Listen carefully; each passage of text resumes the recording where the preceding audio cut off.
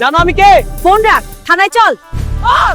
এক প্রভাবশালী মন্ত্রীর ছেলে ট্রাফিক আইন ভেঙে পালানোর চেষ্টা করছিল, কিন্তু কর্তব্যরত পুলিশ অফিসার মনিকা তাকে মাঝ রাস্তায় থামিয়ে দেন।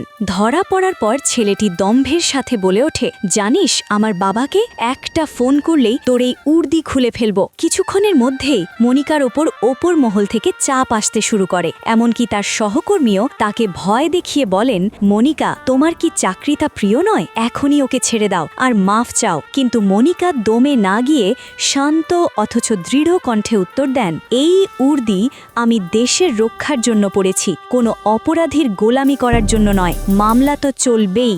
এরপর স্বয়ং মন্ত্রী এসে মনিকাকে ঘুষ দেওয়ার প্রস্তাব দিয়ে বলেন, কত টাকা চাই তোমার?